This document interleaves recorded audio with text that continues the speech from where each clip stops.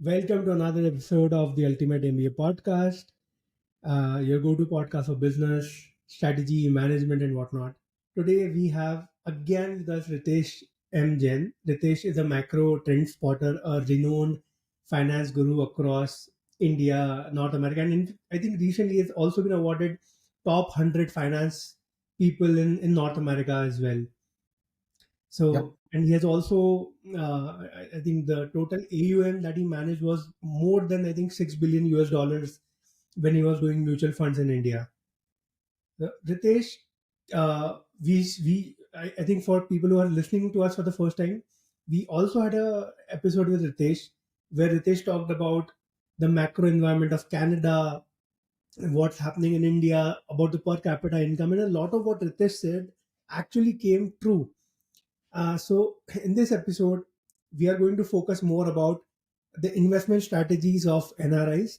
Ritesh recently launched a startup called NRIzen, which would help NRIs to invest back in India. Welcome, Ritesh, to the podcast again. Thank you, Sachin. Welcome, everybody.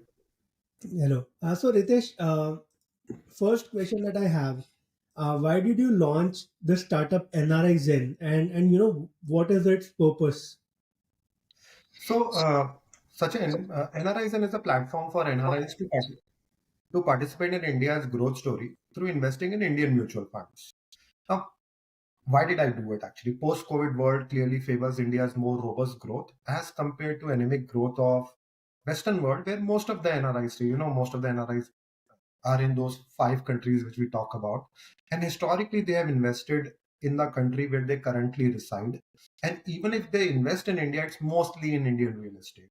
So I'll be covering all of this thing in the succeeding questions. But let's start with the most important reason why Indians NRIs have not been investing in Indian mutual funds.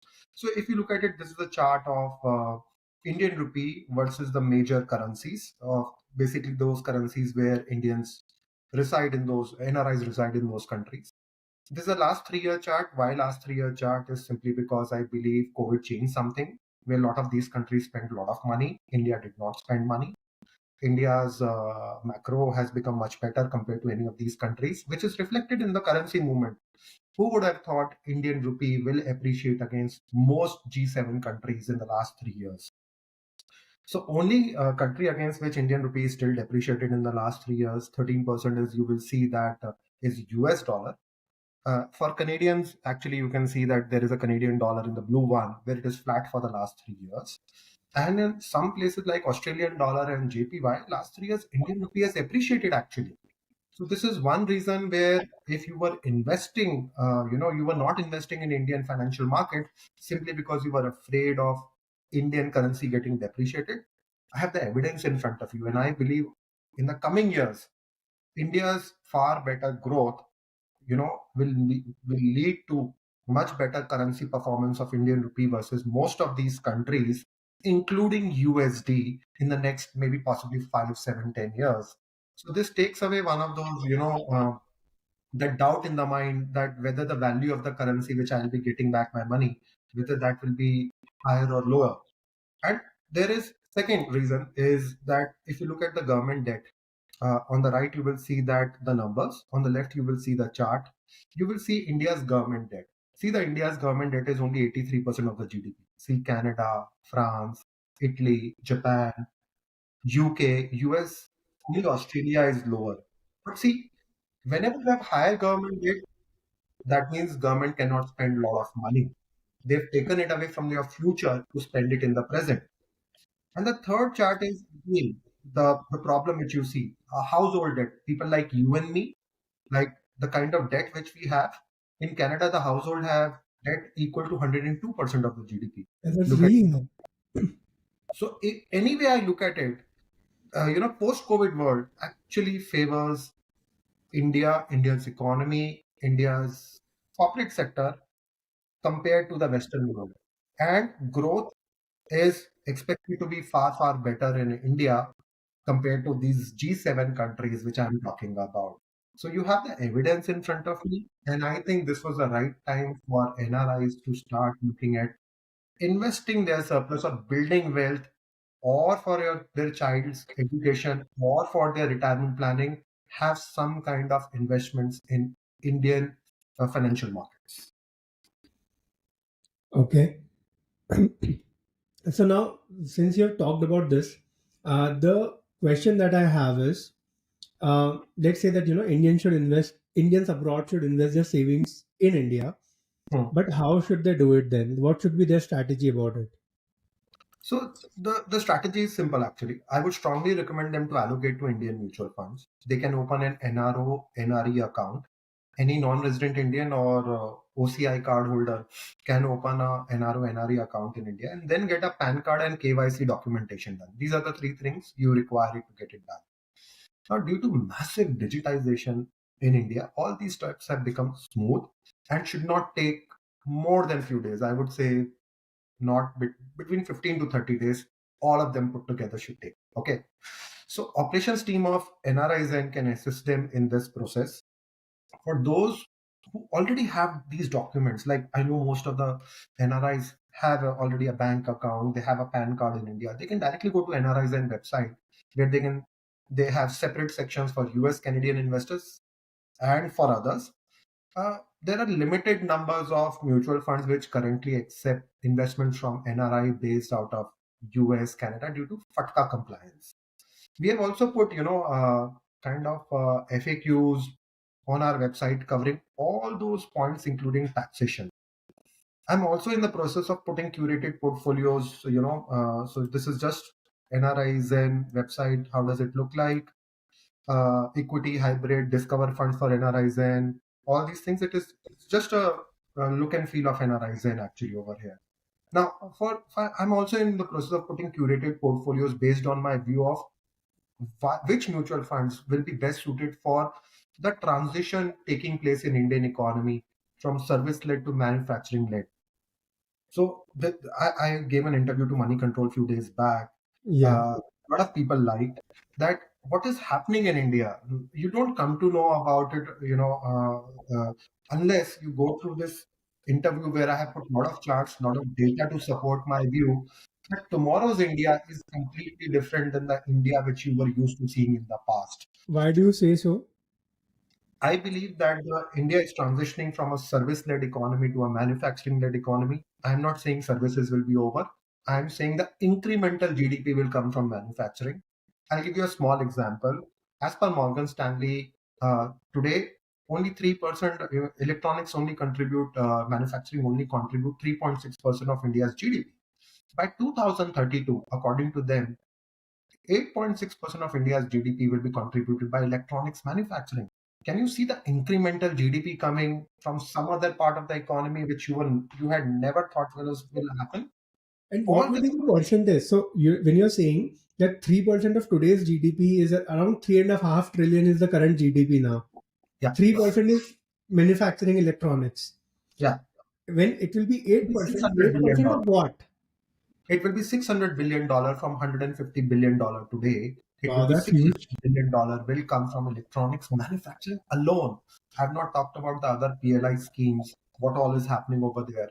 You know, India leapfrogged manufacturing and went into directly into services because we were an English-speaking, nation. Digital infrastructure was very good.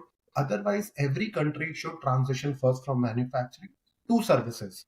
So what you found in India is, the wealth was concentrated in metros, where all those people who were working in services sector used to stay. We called it a K-shaped recovery, where very few people participated in India's growth story. Tomorrow's India is completely different than the India of past. Tomorrow's India will be manufacturing over services, tier 2, tier 3 cities over metros, and people with skills, real skills, far better, making far better increase, seeing the increase in their income as compared to the desk workers, which we have created so many of them in the last 15 years. You can read all about it in this, In your interview interview. link over Yeah. there so that you can just some thought process, because ultimately investing is about looking at future. Investing is not about looking at rear view mirror. You don't look at rear view mirror and drive a car, right? So why do investing based on who were the winners of the past? Why not look at what is a transition taking place? And I have captured all this thing in a curated portfolios, which will be ready by next weekend on NRIzen. Okay. One more question. When you say that India is going to see a manufacturing boom, which Hmm. cities or which states are going to become India's Shenzhen, India's Guangzhou? I have not worked on that. Okay, although I know that I've been looking at where our Foxconn factories are coming up.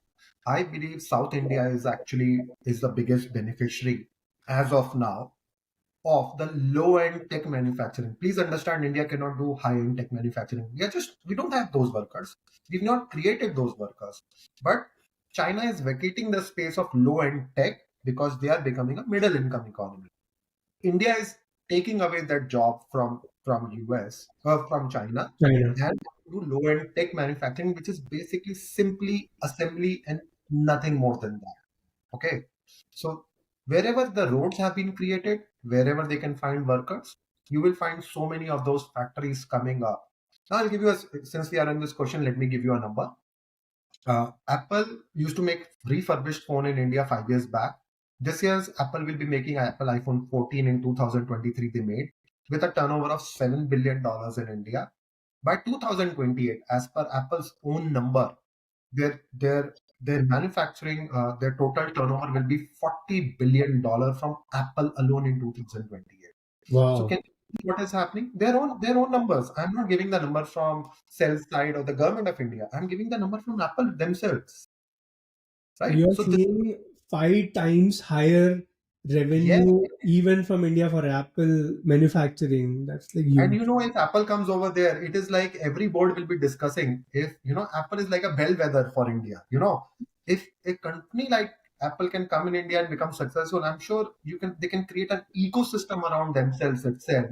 Okay, of this low end tech manufacturing, even if assembly. I don't care about it. I care about people getting jobs, and they spend out of their jobs. They don't spend by borrowing from future to do it, which is happening in Western world. Makes sense. Totally makes sense. So now this another question. So a lot of people are not decided that they want to move back to India. Yeah. A lot of NRIs think that they have a much better life here for whatsoever reason in Canada, Australia, US. Should they still invest in India? So my view is based on growth opportunities in India over next decade. If you would have asked me this question pre-COVID, I would have said no, Western world looks okay. But the kind of money which has been spent by Western world post-COVID, which has just led to increase in inflation without increase in GDP. Okay, I think India is far better suited than Western world, and I just shared with you some data. Now, even if you invest in India, you can always repatriate back the money to the country of your residence. For those who want to know, so I have written so much about it, but I can assure you that today rules and regulations have become very smooth. You can easily repatriate your money. So why not, stay here, stay in the Western world. You're used to that standard of living. You're used to that kind of society. But shouldn't your money work for you? Should like today I'm pretty sure you are getting a little bit doubt whether I'll be getting my pensions, whether my kid's education is going to be very costly in the coming years. But do you have any avenues through which you can save that kind of money? I think some small amount of money then can be invested in India. And you can always repatriate it back. There is absolutely no problem. Rules and regulations are clear. Okay, so now a question. In Canada, let's say Canada specific question. I'm Hmm. getting 5% on my GICs right now. Hmm. So does it really make sense for me to go and invest in Indian markets when I'm getting 5% here itself? So yes, GIC of 5% is no doubt a great asset. Okay, no doubt. Yeah, even I'm awed that we are getting 5% on GIC. But fixed income assets don't build wealth over a period of time. Please understand, we want to build up wealth. If you don't want to build wealth, you just want to have I have my inflation is taken care of, then you should be in fixed income. There is absolutely no doubt in my mind. But if you want to build up long-term wealth, you have to participate in the growth story through uh, you know, corporates through equity market. The growth of a country is captured in equity markets. But let me show you some data of Canada also. Okay. Canada is now a very, very mature market. This is a 15-year chart of Canada TSX. If you see this 15 years returns of TSX, it's hardly 1% annualized. Okay. So why? Because Canada has become a mature economy. Unfortunately, Canada is an oligopoly where there are only 4 or 5 companies have the bigger market share. So you are finding that yes, I'm getting some return in Canadian fixed income market because of GIC, which will start coming down as Bank of Canada reduces the rate. But you are not even you're not even participating in Canada's growth story through their equity markets, because Canada does not have a growth story. As per OECD, Canada's GDP between now and 2050 will be less than 1% annualized every year. So where is it that you are going to create a wealth or a retirement corpus for you so that you don't have to work for rest of your life?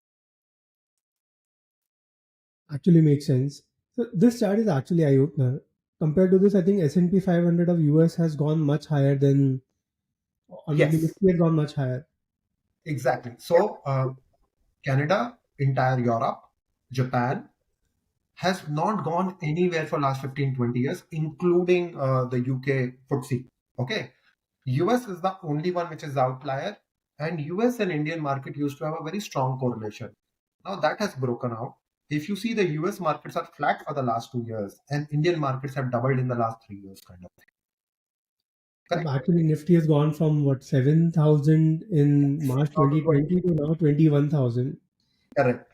It is all because, look, Canada's GDP, real GDP, will be 1% in coming years. At 3% inflation, Canada's nominal GDP will be 4%. India's real GDP will be 6%. At 5 to 6% inflation, India's nominal GDP will be 12% in coming years. Corporate profitability is normally 1.3 times the nominal GDP as per some research papers. So you can multiply it 4 multiplied by 1.3, and you can do 12 multiplied by 1.3, and then you can compound it over the next few years, and you get a return differential between Canada and India. For US, it is a little bit better than Canada. I expect their nominal GDP to be between 7 to 8%, Canada 4%, UK around 4%, India around 12%. So on this, a follow up from the last podcast that we had, a lot of people were very critical on you were saying that India's GDP has grown over so much and Canada has been linear so much to say. So they were talking about GDP per capita. That why don't we talk about GDP per capita? Uh, Perfect. now, is there a comeback on that part? Yeah, this is the GDP per capita for you, since you've asked for it. Uh, Canada's GDP per capita is the orange. So what you will find is Canada's GDP per capita is the blue line. The yellow line is per capita GDP for UK. Okay. Uh, Green line is for US, and for India it is orange Can you line. actually make it full screen or PowerPoint show PowerPoint mode so Yeah. we can actually see that this is very interesting chart. Yeah, this is okay. Yeah. So here you find that I've taken 10 years. Okay, Okay. you can take 20 years also. In 10 years, in spite of your population growing in India, right? Hmm. Population growing dramatically in India. India has seen the highest growth in population. Your per capita GDP has gone up by 56%. Yes, you can say it is from a low base, but it is rising. For Canada, it is flat for the last 10 years. And unfortunately, in those 10 years, your real estate prices have gone bonkers. So can you see that flat per capita GDP? 6% growth in the last 10 years for Canada, lowest in these 4 countries which I have tracked. Your incomes have not gone up at all in Canada. It's 48,000 in And opening for a lot of people who think that Canada is solution to all of their problems. sorry. This is actually an eye-opening chart for a lot of people who think Canada is solution to all of their problems. No, it is not. Actually, people are not understanding that an oligopoly economy where policies don't favor increase in employment generation, increase in small business creation, it is not good. Canadian economy actually depends upon two pillars. One is obviously the fossil fuel which we are talking about. Okay. And that is the biggest driver of the economy. And real estate. Where is the business formations in Canada? There is no business formation. And I'm blaming policies, not blaming politicians. I'm blaming policies. Policies don't support small business creation. Policies support oligopolies over small business creation. Most of the employment is created at the small business level, not at the oligopolies. So whoever is coming to India, so we can bring all the immigrants, and I know why we should bring immigrants, so that our aging population is able to get a, there are people at the lower end of the society who pay taxes to the government, but they will pay taxes only when they get jobs. In fact, this year our per capita GDP will be lower than what it in 2024. It will be lower than what it is in 2023. It is Simply actually a downline trend. Our per capita yeah, GDP hasn't, from 2012, the highs of 2012, it went yeah, down and it has barely recovered in last 10 years. And now it has yeah. It is started six going down percent, again. 6% increase in last 10 years. Yeah. And India, in spite of increase in population, which is growing far, far higher, okay. Yes, Canada has increased population in the last 2 years, but India recovered the entire fall of 2020, okay, which happened because of COVID, and actually bounced higher than that, very fast. Okay, US has also done it. Even UK is also okay. See, it's very anemic. It's hardly anything. Yeah. So now a question that, if there's a 25 to 40-year-old NRI who's listening to you right now, Hmm. how would you recommend that person to go about their investment strategy? Let's assume that they do not have a intention of settling anywhere, neither India nor Canada. What should be their overall strategy? So there are two ways to think about wealth. Either save small amount of money every month so that you can think about retiring much before you should normally retire, or you can continue to spend without saving, and then you would have to forego your dream of early retirement. The choice is yours. Honestly, the choice is yours. Also, equity participation through SIP is the best way of growing wealth. It's like I'm talking, it's a wonder of the world. Systemic investment plan. The earlier you start this habit, no, of investing, the earlier you will be financially independent. I can assure you. Start at the age of 25, curtail some spending, do SIP in India or wherever. Because if you say, no, I don't want to be in India, but invest. Saving is different than investing. Invest. Every month, some money should go away from your account and invested in the growth of your money should be growing for you. It should not be used for savings. And young people can take more risk. Older people cannot take risk. So earlier you start, the better your chance of building up wealth over a period of time. Okay, this actually makes sense. Quite a good advice. So a lot of now what happens is, so when I went back to India this time, I saw a lot of other NRA friends as well. Hmm. So real estate is something that they prefer over equity markets. Yeah. So do you think real estate investment is a good option in India? So this is the house price annual change index on overall India basis. I could not get it for different regions on overall Okay. basis. Okay. Can you see that there was a time when value of money used to fall dramatically in India and real estate used to do, right? When value of money falls, real estate do much better than any other asset. When the value of money does not fall, then real estate cannot give you outsized return. Now, let me answer your question in a different way. I think Indian government policies are aimed at employment generation through promoting in manufacturing. We can already see some effect via production link scheme, and biggest example, again I'm quoting, is of Apple, which will have a turnover of 7 billion in 2023 and 40 billion in 2028. Now, all these manufacturing units, whether for electronics or import substitution, will not come in metros, which are more service oriented. Hence, I continue to believe that real estate in metros will stagnate and prices will continue to move in tier 2, tier 3 cities, especially with good road connectivity. So, if you are investing in metros, I'm saying metros are done for real estate.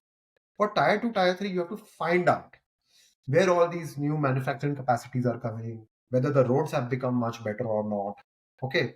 But the policies, Indian government policies, which earlier used to favor, real assets over financial assets, have now changed to financial assets over real assets. You will see more growth in stock markets Real estate, versus the real mutual estate. funds, equities. Okay, that's a good question. Now, so something, let's say right now I'm in Canada, and a lot of Indians are permanent residents here, not citizens right now, but maybe they're PR. Hmm. Should they really? And let's say that horizon of someone is like say 3 to 5 years, because that's when citizenship comes in, Yeah. and then they decide on what to do next, where to move next. Hmm. So, for a 5 year horizon of someone in Canada, NRI, do Hmm. you recommend them buying a house here? So Canada's per capita GDP is less than $50,000. Okay, I've shown you the chart. Our incomes simply don't support the real estate prices, especially in big markets like Toronto and Vancouver. 2 years back, I had written about Calgary, your time has come, because I could see money moving from other part of country to Calgary, plus a lot of immigrants looking to come over here, plus a lot of tech companies looking to come over here. Now, even Calgary prices are also quite high. Okay. The only way Canadian incomes will rise is if productivity is improved and policies are made for business friendly environments for small businesses. So barring that, the correction which has started, okay, in Canadian housing is here to stay. If you don't want to pay mortgage for rest of your life, then curtail the size of the house which you intend to buy. I can assure people are used to buying bigger houses. I don't know why. Okay. Reduce your current discretionary spending to pay more towards your mortgage. Generally, when house prices fall, rents also fall, but not happening in Canada because a huge number of immigrants are keeping the demand high for homes. Okay. So this is a lose-lose situation for somebody who wants to, buy a house but cannot afford to buy. Neither he can afford to rent it. So I have not answered your question simply because at this point of time, I do not know what kind of advice which I will give you, which will be financially beneficial for you. Actually, makes sense. So, buy only what you can afford, basically, and even Buy then the smaller. prices can fall. Look, as it is, developers are smart. Market market itself changes its character, where they will find that bigger houses are not getting sold. There is no more money coming from China or Russia to buy real estate over here in Vancouver. Builders themselves will come out with smaller houses. Okay, smaller houses will be much more affordable. At least you will be having a peace of mind. Okay, if you really want to, don't go for bigger houses anymore. It is not worth at this prices. Okay. So that was like almost to end of my questions, Ritesh. Hmm. Thanks for answering a lot of them. I hope NRIs who are listening, who listen to this, find value in this podcast. And if you have more questions, do hit me up, email me, and I'll get back with Ritesh on your questions.